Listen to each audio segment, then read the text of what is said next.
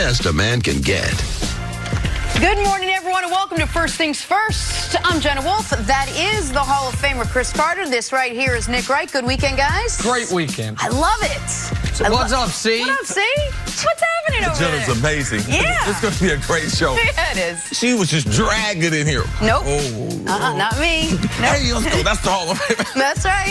Okay. Jenna Wolf, by the way, this weekend, and this week, last we mentioned of it, ran 8 consecutive 8-minute miles, a feat that neither Chris Carter nor I thought she could do. Thank you. She documented it. I'm wildly impressed. Wow. So it turns out a lot of this fitness stuff she talks about actually exists. Very happy for her in that regard. That is our top story today. We're going to talk about it. I started by stretching. No. Jenna, I started you there, Gotcha. so now we can do this. Got a big show on this girl. Monday morning. The Boston Celtics might be the new front runners to land Anthony Davis. By the way, my heart just swelled that you said that, so thank you very much. The Knicks are trying to get into the Kawhi sweepstakes, but we got to start with Kevin Durant.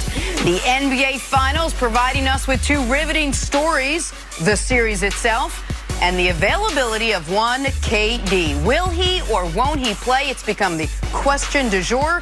Trailing the Raptors 3-1 in the series, the Golden State Warriors finally got some good news. KD practiced yesterday and is now listed as questionable for tonight's game in Toronto. Nick, I start with you. Is Kevin Durant's return the only chance the Warriors have at this point? Given how they looked in Game 4, which I know did not shock Chris Carter, but it shocked me. I thought, listen, this is going to be the best flurry of maybe a fading champion, but still a champion. And instead, it was just a fading champion. And to continue the analogy, the Warriors looked like a shot fighter in that third quarter on Friday night. They have to have a paradigm shifter. They have to have something that they can tie themselves to and say, this is why it'll be different. Even if it's not going to be 39, 5-5 Kevin Durant, even if his minutes wouldn't be 35-plus minutes, they have to have something much like the one series these Warriors have lost, the 2016 finals to the Cavs. I think the Cavs would have won that series whether Draymond gets suspended or not. But what you hear from David Griffin, what you hear from people in the postmortem of that championship, when they heard Draymond was suspended, there was a feeling within the locker room that, you know what, this could be the thing that changes things, at least for a moment while we get our footing.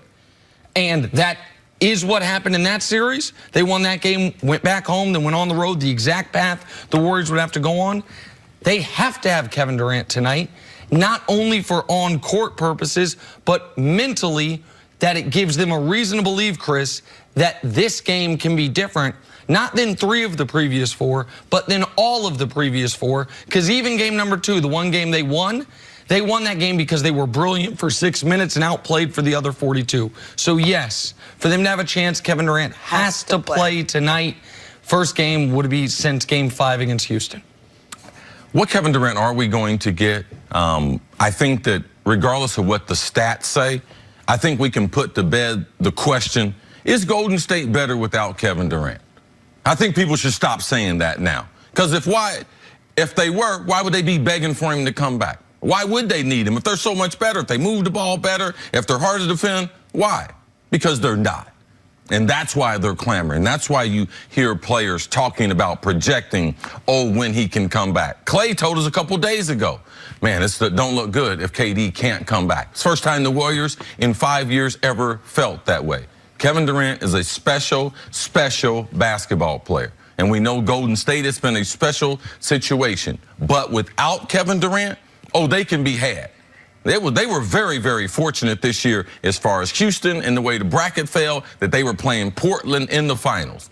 In the Eastern Conference Final, Western Conference Final, I said Toronto Raptors and Milwaukee Bucks were going to upset whoever won was going to. I was picking them in the finals because I thought they were both better basketball teams. The Golden State Warriors, they are not a great defensive team the way they have been the previous 4 years, and even with Kevin Durant coming back, they're not going to be a great defensive team. So I believe the Raptors and the adjustments they have made without a healthy Kevin Durant, even if this goes 7, I still believe Toronto is going to win because KD will not be healthy. He is the only answer that they would be able to have if he was to be able to come back and be 100%.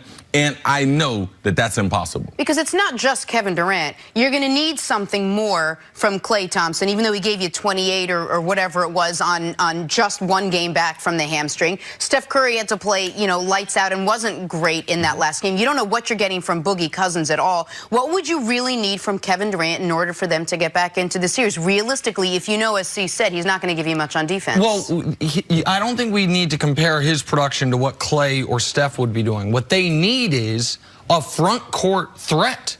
That Van Gundy was hammering this point on Friday, and he was absolutely right. It was incredibly obvious for anyone watching to see the Warriors, once the ball was out of Steph or Klay's hands, and Klay, I thought, played really well. Steph struggled a bit until very late when the game was all but decided.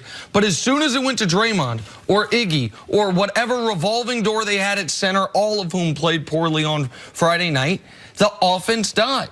This has been a bad series for Draymond and Iggy not be able to hit shots. It's been a bad series for Boogie to have the one game and then all of a sudden in game 4 look worse than he had in any of the previous 3. The Warriors, it's tough to, the reason people were initially skeptical of this team was, can you win with just a backcourt? That's what people thought. Then Draymond became the player that he was. Iggy showed everyone what championship medal that he has. But right now in this series, Iggy is a lesser version of himself than he has been in any of the 5 other series. Draymond's shot has been broken all year long and is not being fixed in these finals, and all they have is Steph and Klay. So even if KD is just spotting up in the corner, Kevin Durant adds an element to you that makes the Warriors tougher to defend and gives them an extra degree of offense. It's why, even though I had picked the Warriors in 6, that's obviously not going to happen. I'm not going to sit here and say now it's Warriors in 7 because we have 4 games of evidence Toronto's flatly better. They need something to shift the paradigm. That would be Kevin Durant taking the court. I just don't see it, though. I don't see a guy that's been out a month of basketball with a torn calf. They said it was a strain, but a strain, you're back before 4 weeks. I'm going to say it. He's got a torn calf, and there's a reason why people that follow the NBA have doubted his returning. There's a reason why someone watched him work out on Thursday before game number 4 and said, man, I don't see him coming back. A guy with a professional trained eye, and I respect his opinion. I've been saying this all along. I thought Kevin Durant was not going to play anymore. So now, even if he's able to come back for game 5, let's not forget Boogie Cousins, because Boogie Cousins gave us a great example of what happens if you miss 45 days. He came back. How many minutes did he play in that first game? 8. Everyone just assumed, you know something? In game number 2, he's going to be that much better. You know what, Steve Kerr? We're going to start him. How'd that work out? How has he been in the previous games? You cannot miss all of that conditioning. You cannot miss all of that on-court performance that you typically would get late in the season and think that you can join a championship competition and there not be some letdown. Kevin Durant has not been on the basketball court, and he hasn't guarded anyone. He hasn't run 94 feet, 3 or 4 or 5 minutes. He hadn't done all those things. So now we think he can do this 3 times in 6 days? Like, that's what's getting ready to happen? Look, listen, sports is difficult. And at the highest level, it's the most difficult. And the one thing that's troubling to all athletes is injuries, how to overcome them. And there's a difference between a woo-woo and an injury. A woo-woo is what Klay had. A hamstring, he was able to strap it up tighter and play the next game. This is an injury that's had him out for a month. Let's respect where they are, and this is the NBA Finals, and what it would take to be able to muster up the type of performance that he hadn't even been on to get on the court, 0 minutes in over 2 rounds of basketball. So I don't think he's going to have a huge impact. Woo-woo? It's 2 woos. Yes, that's what you tell your kids. That's woo-woo. Yeah, I guess all my kids had hamstring injuries all this time. Time now for Put a Grade on It, sponsored by CarMax. Kawhi Leonard continues his stellar play in Game 4 of the Finals Friday night. Scored 36 points, had 12 rebounds, and a 105-92 Toronto win. CC, put a grade on Kawhi's Game 4 performance. As good as you can get. An A+, and I know there's certain people that may not want to give Kawhi that because of what happened to him in San Antonio, but those people were all wrong. I'm still waiting on apologies. I'm accepting it. Kawhi don't care, but Chris, I'm taking apologies for all those who've been blasting Kawhi, blasting his name. Oh, those apologies to Kawhi Leonard, care of Chris Carter. Yeah, and those who don't even want to say his name, call him by a number. A+. getting ready to be MVP to the finals, then what excuse you going to have? A+.